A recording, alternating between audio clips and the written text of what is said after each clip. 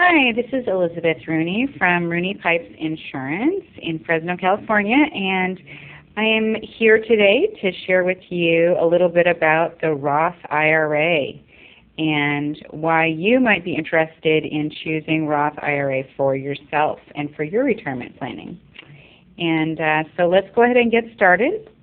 Basically, this is a basic definition. A Roth IRA is a type of retirement account that allows your savings to grow tax-free and to be a forever tax-free source of income in your retirement. The Roth IRA is just an incredible tool that I think everyone should know about and get started on. So let's start with a basic definition of what is an IRA.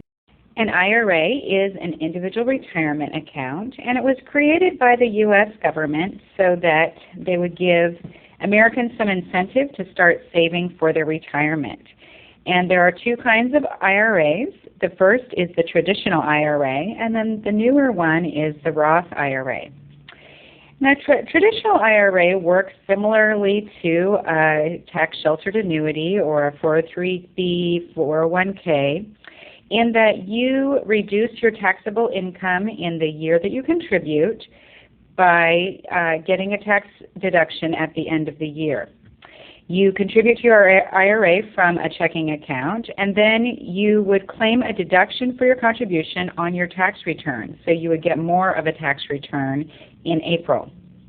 The money then grows tax deferred for as long as you have your account, and you only pay taxes on your contribution and the interest when you withdraw the money. Now, a Roth IRA is a little bit different. You would contribute to a Roth IRA from your checking account, but you don't claim a deduction on your tax return this year.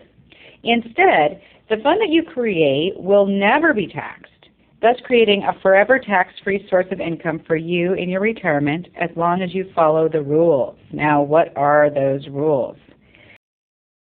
Well, you can only contribute earned incomes. So that means if you only earned, say, $3,000 in a year, you would only be able to contribute that earned income. Now, there are spousal IRAs available for non-working spouses of people who do earn more income, and so they can set up an IRA in the same amount as their spouse.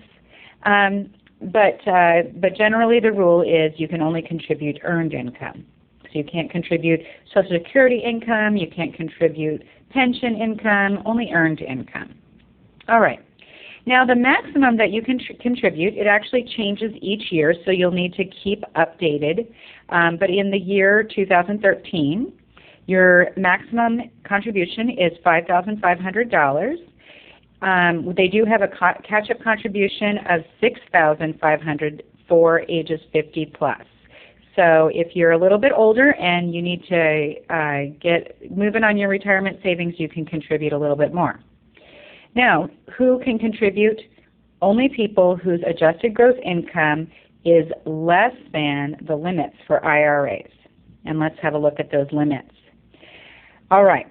For married filing jointly, your income limit is $178,000, and you can contribute up to $5,500 or $6,500 if you are over 50. If you're in, they have a phase-out period from $178,000 to $188,000. That amount that you can contribute phases out, so you'd have to look at the IRS website to figure out how much you can contribute. And if you make more than or equal to $188,000, that amount of contribution would be zero. Okay. Now, if you are married filing separately and you have lived with your spouse at any time during the year, they have extremely low limits.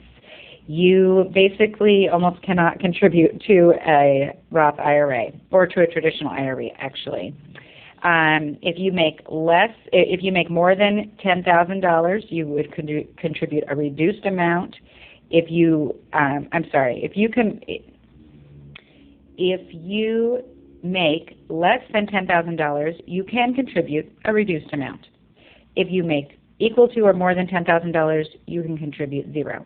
So it's really they really discourage people from who are married filing separately from contributing to a Roth. If you're single, you can make up to $112,000 up to the limit. If you or if you're married filing separately but don't live together. The phase-out period for married filing separately and single head of household is $112,000, but less than $127,000. And then if you get above $127,000, you may not contribute. So, some more rules. The rules for getting that tax-free income are the following. You have to have the account for at least 5 taxable years. Now, the taxable years are different than actual years. So one of the quirks about a Roth IRA is you can actually contribute for 15 months for any taxable year. So let's say I started my Roth IRA in 2013. I can contribute from January of 2013 all the way until April of 2014 and have it count for the 2013 year. Okay? So, but all of that counts for 2013, so after 5 years in 2018, my Roth IRA would have matured so that I can take distributions. But I can also only take distributions if I am 59 and a half when the distributions occur. So you cannot, even if you've had the account for 5 years, you cannot take out the earnings before 59 and a half, or you will be assessed income tax and an IRS penalty. Okay, there are some exceptions, and we'll go through that in just a minute. Now, you can withdraw your contributions without tax or penalty at any time. So it doesn't have to fit into the other distribution qualifications because you've already paid taxes on that money, and you should be able to get it at any time. Okay? Now, if you do get an unqualified distribution, let's say you had some crisis in your life and you had to liquidate your account, you would be subject to income tax on your earnings and the dreaded 10% early withdrawal penalty from the IRS. Okay, a little bit more about the qualifications. Now, I said that you have to be 59 and a half in order to get a qualified distribution. But there are some other ways that that money can be distributed. If you die, any distributions made to your beneficiary or to your estate, as long as you've had the account for at least 5 years, would also be qualified for the tax for the waive on the tax. Would also be qualified to be tax-free income. Also, if you become disabled within the very strict definition of the IRS code, you may also receive distributions. Or another interesting quirk of the Roth IRA is that it can be used to pay for qualified first-time home buyer expenses, up to $10,000 in the life of the policy. So here are some of the exceptions. We'll go through these quickly. Early withdrawal penalty, that 10% IRS penalty for early withdrawal, does not apply to distributions that occur because of your disability, that occur because of your death. If you receive your distributions as equal periodic payments made over your life expectancy, so if, for example, in an annuity, if you decided to annuitize, you would not be subject to that 10% IRS penalty.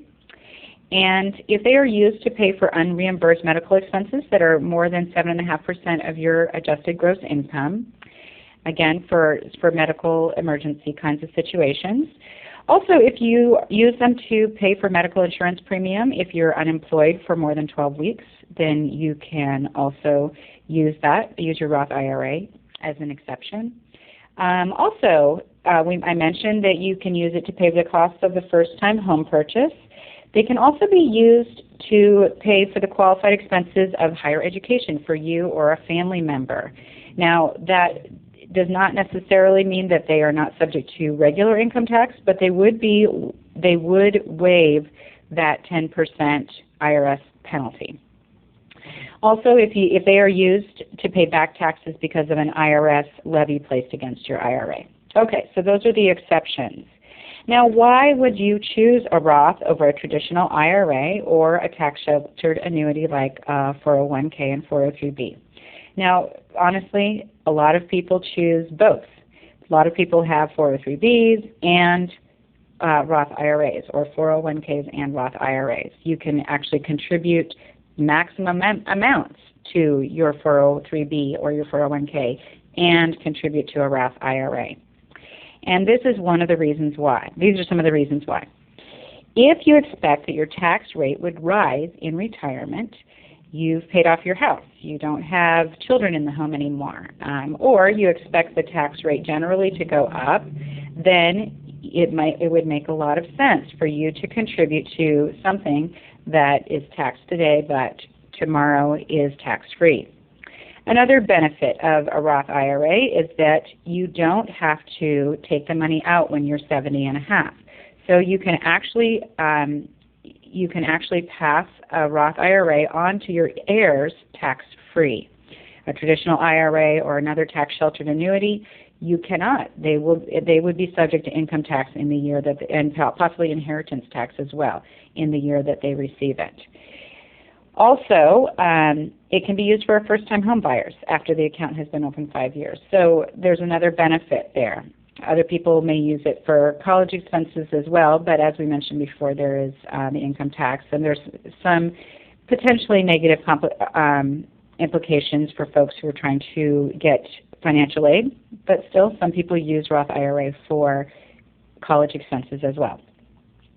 What can you invest in a Roth IRA? Well, a Roth IRA, like other retirement plans, is just a tax code. So you can invest in a lot of different options, a lot of different funding vehicles that match your risk tolerance and your objectives. Now, why would you want to do business with me? Why would you want to do business with my insurance agency, with Rooney-Pipes? Well, the reason is that we really take time to get to know you personally and to get a clear picture of your financial situation. We can give you a picture of what your current retirement outlook is and suggest tools and strategies to put you on the roadmap to financial independence. And we promise to review your retirement plan with you regularly so that you can stay on track to meet your objectives. And my last slide here is just a little picture of who we are. We have 5 different retirement specialists in our office: Ka Yang, David Pipes, and me, Elizabeth Rooney, Raj Atwal, and Amber Francis, all of whom can assist you in your retirement planning, and our contact information is here. We do hope that you will take the time today to give us a call and let us know how we can help you achieve your retirement dream. Thank you. Bye-bye.